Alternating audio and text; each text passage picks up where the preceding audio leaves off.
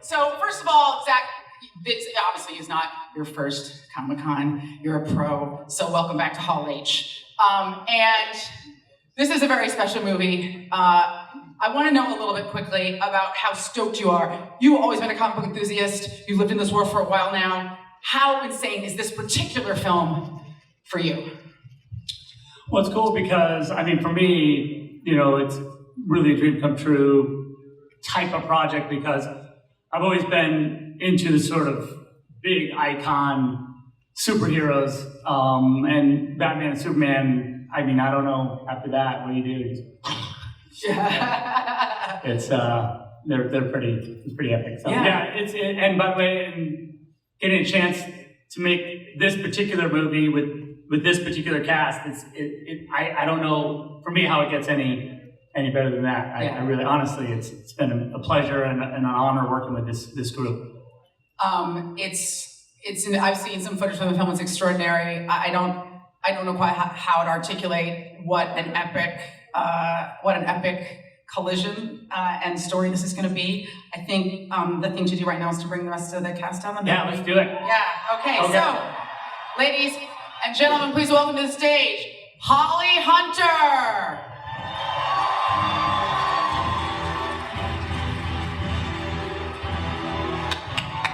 Wonder Woman herself, Gal Gadot. The sinister Jesse Eisenberg.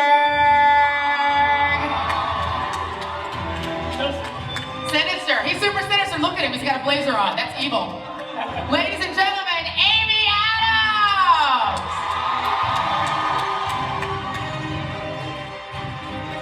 Out of one suit and into another, back on our stage, Henry Cavill.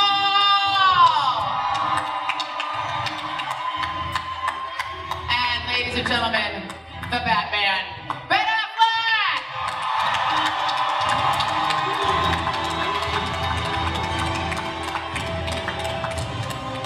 All right, hi everybody. Have a seat. Yes, take a seat. Jeremy. Oh, Jeremy. Do we not have Jeremy? He's not here. No, Oh, he is here. He wasn't. Ladies and gentlemen, Jeremy Irons.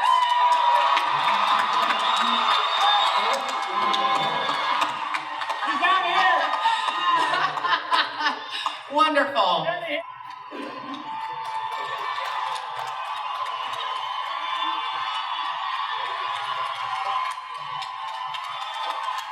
Let it all out.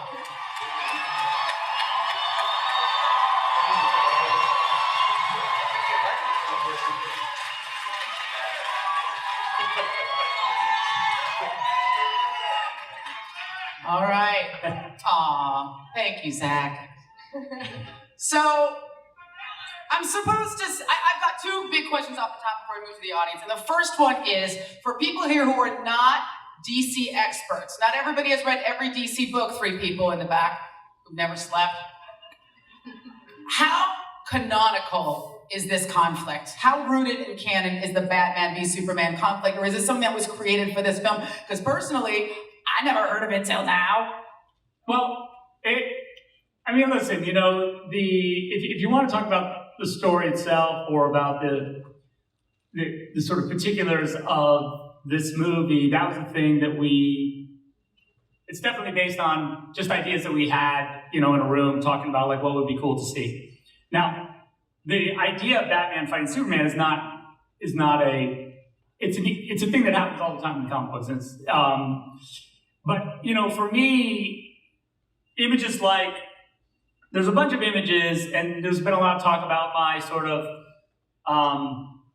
love of a particular comic book, which is, you know, The Dark Knight Returns, which is, you know, a comic book that I love, and I definitely homage a lot in the movie as a way of saying to Frank Miller, like, you're a genius, and I think that book is genius. But the story itself is not that story. The story itself is a story that we came up with just, you know, on our own. Chris Terrio, who is the amazing writer of the screenplay, you know, is a genius. He worked with Ben on Argo and did an amazing job, and that movie is great. And you know, he and I just, you know, we just talked about like how do you make this make sense? Like, what is the why of Batman fighting Superman? And there's we had a lot of great, we had done stuff in Man of Steel that actually allowed us to create a conflict that really makes sense for what this movie's about. And also sort of launch you toward what could be bigger conflicts with maybe more other superheroes. Who knows? I mean, I do know. You totally know. You're a comic tease. Yeah. Oh, nice. Yeah, thank you. I'm glad you worked through that with me. Good. It's nice. Sorry, guys.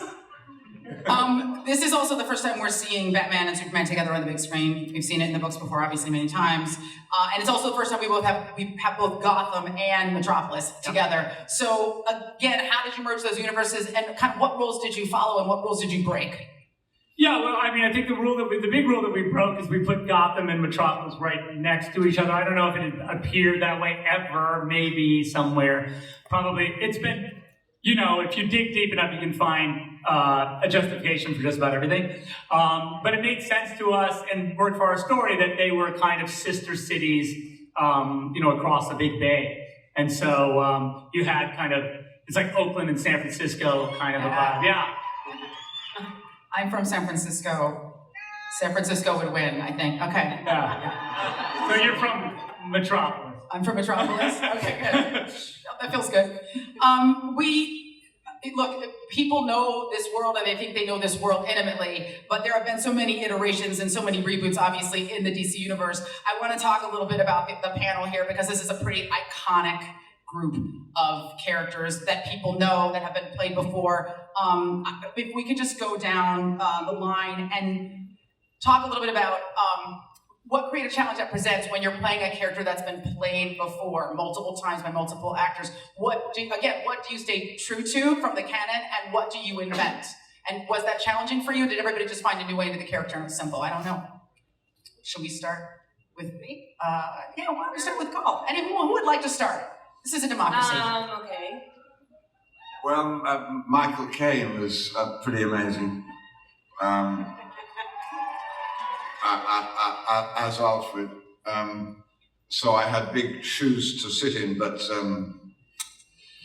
he's a little different, my Alfred. So I think there are surprises in store, but I carried along myself on the explosions around me and on the world around me. I followed the boss and tried to make him happy and tried to make him safe and tried to make him grow up a little. Holly? Do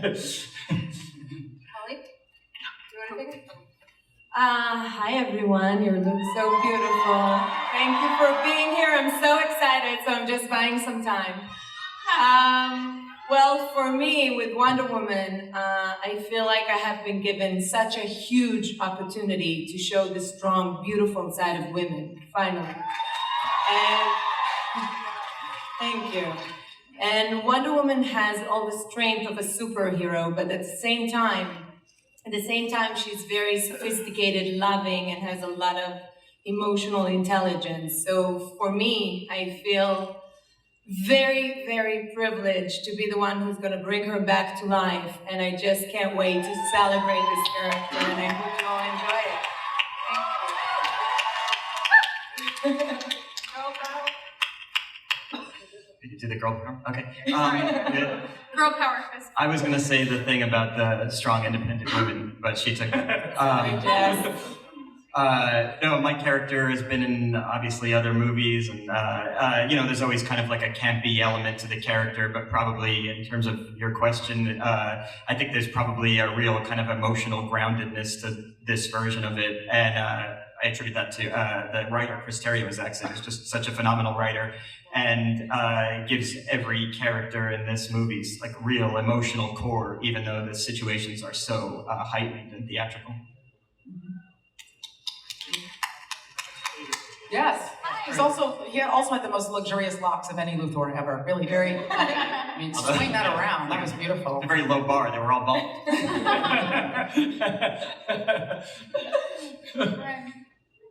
This is great. I've never been to Comic-Con. I just realized. Here I am. You guys are You guys are awesome. We have a lot of energy. I like it. Lois Lane. I wanted to be Lois Lane since I was 5 years old. So there you go. And I watched, I think it was Superman 2 on replay over and over and over. But when the opportunity rose, of course I was nervous. I wanted to, make you guys all happy with Lois. But at the same time, I was just willing and open to sort of bring a very modern take on her and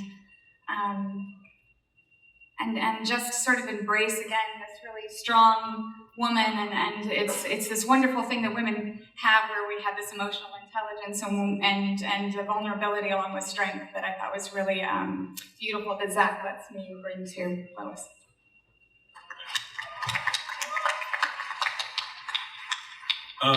For me, well, obviously, especially Crystal Reeve did such a fantastic job. It was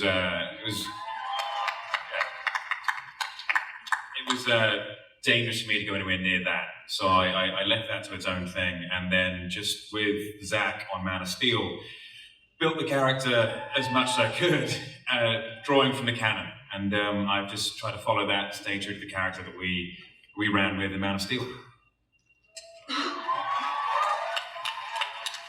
I think if I thought too hard about the actors who played this part before, I couldn't have taken the job. I mean, Tim Burton, Val Kilmer, George Clooney, the great Christian Bale. And I talked to Zach about it. I was like, "Are you sure?" And he said, "I have this vision. I have this idea for the guy, and you're perfect for it." And I said, "Well, what do you mean?" And he's like, "At the end of his rope, he's older. He's like a burnout." Appreciate that. But in truth. Thank you. Thanks, Mom. The truth was that he took me through the process of creating this character that I quite almost didn't see. And at the end of it, I was like even sort of astonished to look at it and go, "That's exactly what you pitched me." And I wasn't even sure I was doing it. I had this really weird experience where before we started the movie, I was getting my kid a Halloween costume, and my son is really into Batman and wisely. And we went to a store, a costume store in Los Angeles, and it was pretty empty. And I was in the aisle, and I hear this, "Oi!" And I turn around, and it's Christian Bale, who's the sweetest guy in the room. And there he and I are standing in the Batman costume row. And I said, "Look, man, you're the best. Like, what do you think? You got any tips?" And make sure you can piss in that suit.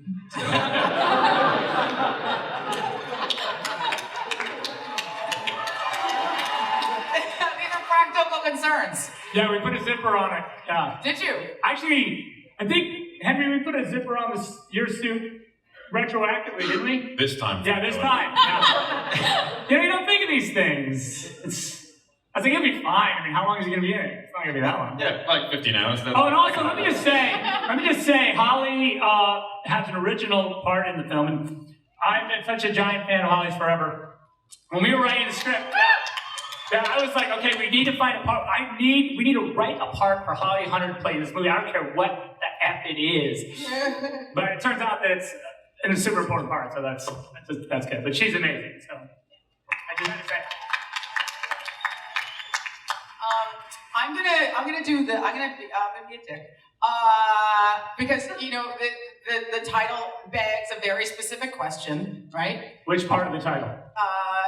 Batman v Superman, okay, part of very the good. title. Very good. And you've heard this a million times since you started developing this film, and you've heard it many times after. Who would win a fight between Batman and Superman? Now, I'm not going to ask that question because it's good because I made a whole movie about it. Yeah, it's good. So we can just answer it today, and then because again, central to this conflict is an immortal man, a god, as you articulated in the film, versus a human being, which begs a lot of other questions about kind of, us embracing our own humanity and what that means.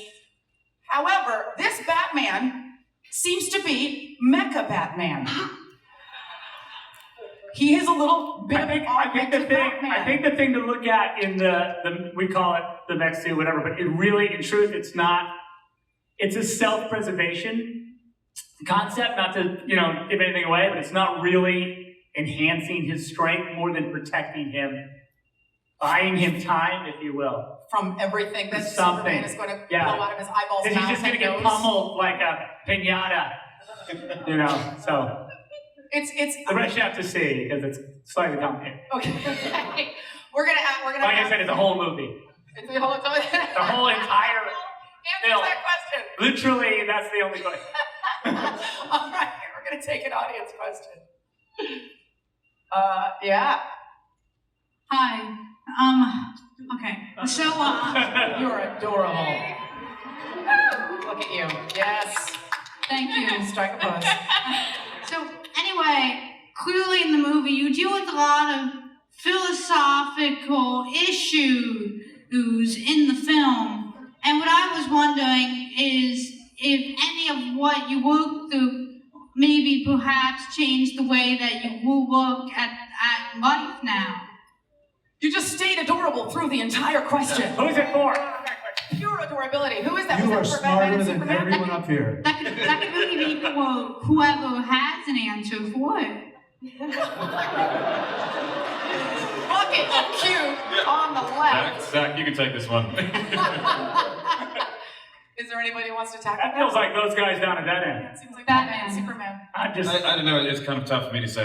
I play a god, so I'm going to step away from this. I think there are some really interesting, that Zach and Chris put together, some really interesting ideas of, Metropolis being a big successful city and Gotham City being a place where a lot more downtrodden people live, and there's a ferry they take across. The people who work in Metropolis take from Gotham City, and the whole idea of wealth and power, and the way power engenders fear. And there were a lot of really ideas that were a little bit too smart for me to understand, but that the movie was trafficking in, and that I thought made it feel real to me and smart. And so I was even more proud to be part of it. This is from someone who made a movie that I had to go to Wikipedia every 5 minutes to understand Argo. But sure, yeah, Superman versus Batman. Too smart for Ben Affleck. Okay. Sure. There'll be more Wikipedia. One more. Oh, Superman's back out of the gym again. Hello. Was it leg day or arm day? All right, let's go. No, look at this guy's. Look at this guy's tattoos. Yeah. He's got tattoos on his calves. Oh, Look at very nice. Superman. Aww. How do I know that? I've seen him before. You know what, Zach? So have we. Go for it, buddy. When you guys were filming the movie, at what point in time did you say, oh my God, we're coming up with something great, awesome. We're going to blow all you guys' minds away. Without spoilers, but if you do, Or spoilers. please. Thank you. While shooting the movie, I feel like. Yes. I mean, look, the truth is, when you're shooting the movie, there are moments when you shoot the movie that feel like, wow, this is cool. I mean, just for instance, when we were we did a little photo shoot, while everyone's getting their costumes together, and it's like Wonder Woman and Superman and Batman all sort of standing there, getting their pictures taken, and you're like, oh my Lord, that's crazy. Okay. But I think that, for me, it actually happens long before that, when we're just kind of figuring out what we're going to do, and I'm drawing, and we're just kind of getting ideas of, different kind of images that we're going to create. And I just, normally, this is going to sound weird, but I'm by myself when that's happening. And I don't do anything weird. Sure. But there is that moment, like when you do, if you do a doodle and you're like, oh my Lord, I know I want to see that. Where are the cameras? Where is everybody? Come on, let's go shoot this. So I think that's really, for me, the moment. I don't know, for these guys, if they had different experiences, of course they probably would, but, because by the time also I'm filming, I've seen the costume 1,000 times, and, it's like a love scene, everyone talks about, oh, when you do a love scene, is it sexy? And I don't know, because I've never done a love scene in a movie. I've only witnessed it. That would be weird. But they always say, the actors are always like, yeah, no, it's like, this is dumb. So I don't know if they have that same feeling when they're in their superhero costume. I had a feeling where, first of all, I want to say that Christian Bale's also buying his son the suit. He doesn't just hang out.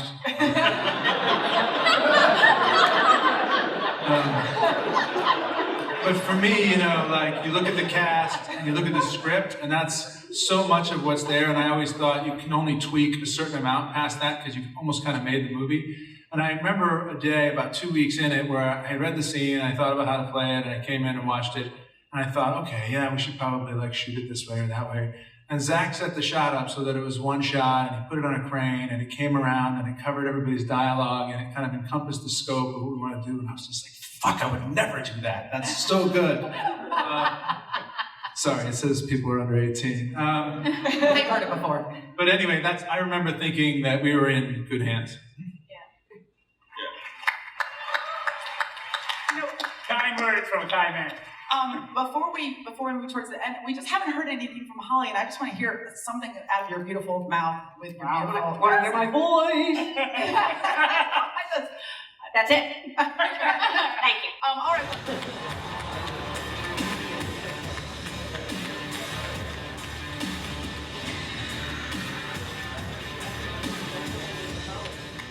Thank you, Aisha, for having us. We were just shooting last night in Toronto, but we had to come down because we had to come in and report into Hall H because you guys run this shit, okay? We're making this movie for you, okay? This is DC Comics shit right here. It's all about canon. It's all about being faithful to the source material. You guys know who you are, and you know what you want. You're gonna freaking get it with this show, okay?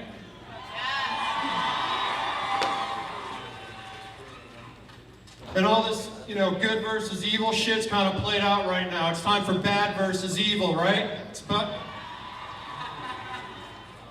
for a movie about bad guys. And who's got the best bad guys out there? DC Comics, best villains ever.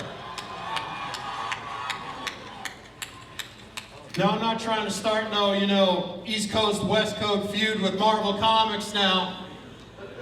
But hey, someone's got to say the truth, all right? Now I got a little footage I want to show you guys. We've been working really hard. Unfortunately, a lot of people with iPhones have been running around grabbing it. So it's a little something I found on the internet that I'd like to show you. So let's go ahead and spin it. You guys want to meet the cast? All right, let me get them out here. Presenting Katana, Karen Fukuhara.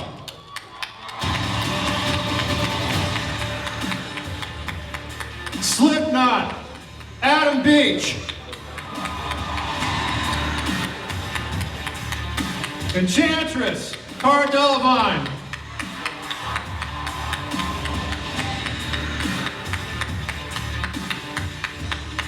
Diablo, Jay Hernandez.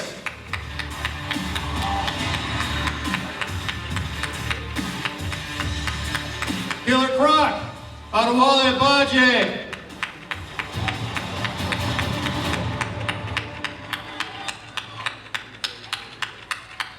Captain Boomerang, Jack Courtney.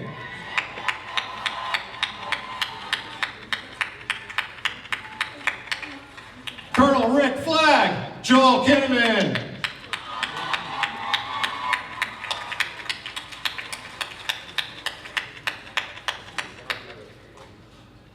Watch out for this next one. Amanda Waller, Viola Davis.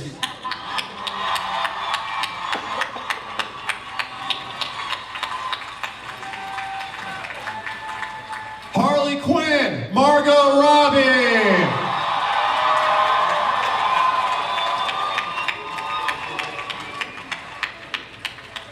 And the man who cannot miss, Will Smith. Deadshot!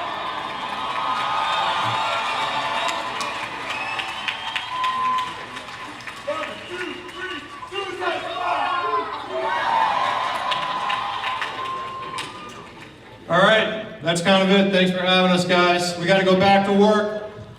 Want to say something? Hey, listen, the Suicide Squad, we've been in Toronto. This group right here, we are banging out something that is absolutely fantastic and stunning. And this guy right here, David Ayer, is the absolute truth. He is making something you are going to love. David Ayer. We'll see y'all next year, Suicide Squad. Everybody, seriously, one more time.